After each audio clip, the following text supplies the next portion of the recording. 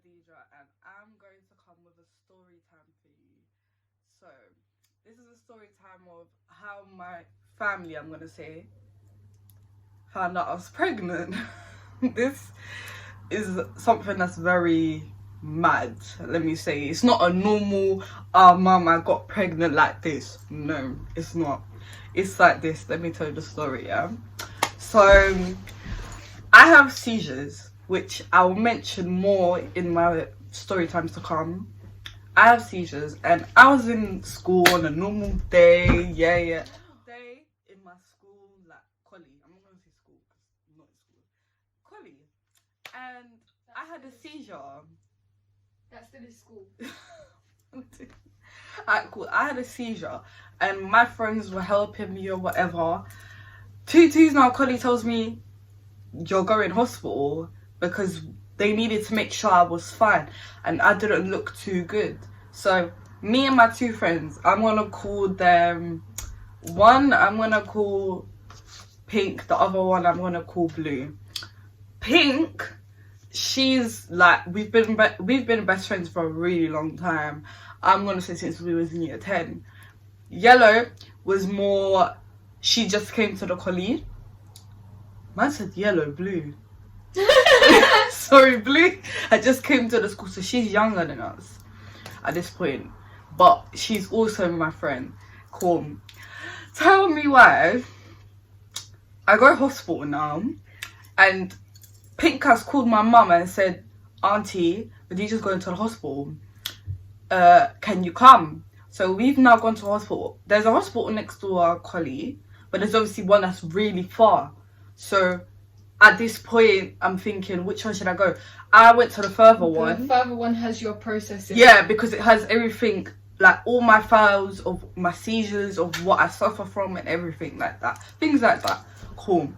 After that happened now, we're waiting for hours. You know, this was before COVID, so obviously we wasn't in this panoramic. We wasn't. So my friends were allowed in with me. So we were just waiting for my parents at this point because we was waiting there for like 2 hours. And my parents came. We're coming from work. They were coming from work, but they came quick. Like they left work. My mom left work early. My dad left work early. But my dad works more local than my mom. But still, they met each other, and yeah, they came to the hospital. This point, we're still waiting. My dad's even gone to get food. We've ate everything, and we're still waiting. Because if you know NHS, you know it's gonna take. It could take up to 7 hours for you to be actually waiting. So they've taken my blood and they've taken my urine. They were waiting for my blood to come back. That was why we was waiting so long. It wasn't the urine. The urine was quick. It was the blood. So my friends, one of them, so Pink, had to go home because she had college the next day. But Blue didn't. Me and Blue didn't have college on that day. She did. The following day. Yeah, the following day, sorry. She did. So after that happened, my dad took them both home. So Blue, she basically lives more local to where we was than Pink, because Pink lives really, when I tell you far, from the hospital where we was at, it was really far. So tell me why at this point I'm with my mum and I'm chilling and the doctor says my name and he's like, Khadija, we're ready to see you. I'm thinking like, cool, it's just gonna be normal observation and stuff, and I'm gonna go home. Little did I know. He turns around and says, your blood is fine, but you're pregnant. In front of my mother. You know, as in, I stood up and walked away. Are they not meant to ask you permission? They are. That's the thing, because I was of age. I was 17 at the time. If anyone in the UK knows, when you're 16, they have to say, oh, can I speak to you in private? Then they'll speak to the mother. This doctor, he said, fuck this. Let's go and tell Khadija with her mum. Does my mum look like a parent that will accept a child right now? No. Okay. So obviously, when that happened, I stood up, I walked away, and I called her dad, which at the time was my boyfriend. I called her dad and I was like, yo, my nigga. I was like, yo, listen, what did you do? That is what I said, exactly what I said. I said, what did you do? And then he was like, what do you mean, what did I do? And then he was like, what happened? And I was like, I'm pregnant. And he stayed for like 2 minutes without saying anything. I was like, hello, hello, hello. And he wasn't talking, so I was like, saying nothing. After that, he was like, we need to talk about this. And I was like, yeah, 100, we need to talk. But obviously the following day was his birthday and I was supposed to go, but I'm not gonna go because I was in a complicated situation with my parents. So cool. At this point, my mum's like, I went back and I was speaking to my mum and I was like, Mum, I went back. I said, I need to go back. And I called Pink and I told Pink, listen, I'm pregnant. She was like, I knew it. You looked pregnant. And prior to all of this, a week before, I did take a pregnancy test.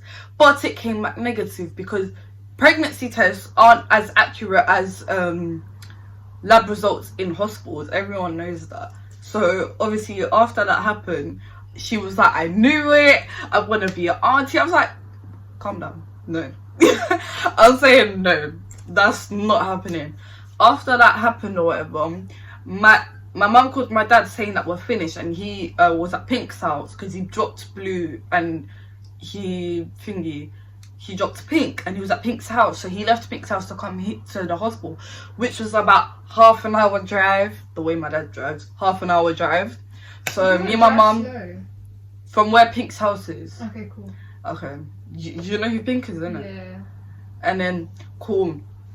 After that happened, me and mum was just alone and it was a bit awkward and we was talking and she was like, how did this happen? And I was like, Mum, like, it was a mistake. We never meant for that to happen. I never meant for it to happen from my part. That's all I know. And then, cool, she was like, you're gonna have to tell your dad. And I was like, that's heartbreak. me? Tell who? I was like, I can't tell my dad. You're gonna tell dad. And then she was like, no, you are. So we was basically going back and forth saying who's gonna tell my dad, because not gonna lie, my dad is scary when it comes to certain situations. It's very scary. No, it's not like he's scary, he's just a dad. It's scary, yeah.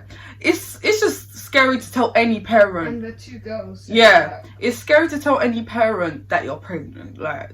And I didn't have to tell my mum. That was a lifesaver for me, to be fair. I can't lie, because I wouldn't be able to tell her myself. But I did feel obviously something. It's only scary because of your age. Yeah, that's another point. My age, and I still live with my parents. It's stuff like that that scares you the most. Cool. Fast forward, I'm in the car. They tell it. My dad's driving. My mum's like, stop, because in hospital there's car parks in it, but outside. So he stopped in the car park, and my dad was like, what's wrong? And then my mum was like, Khadijah's pregnant. And he was like, I knew it. Parents know everything. When I tell you, they know every single thing. You can't hide these things. And I learned that. But obviously after that happened, I'm in the car, I'm sobbing, I'm just like, I'm at the back as well, and I'm thinking, oh my god, my life is finished, it's ruined. And yeah, because not that it's ruined, but a child at a young age is very difficult. Cool. After that happened, we pulled up outside my house, and tell me why, I just felt the urge to message my sister and tell her. You called me.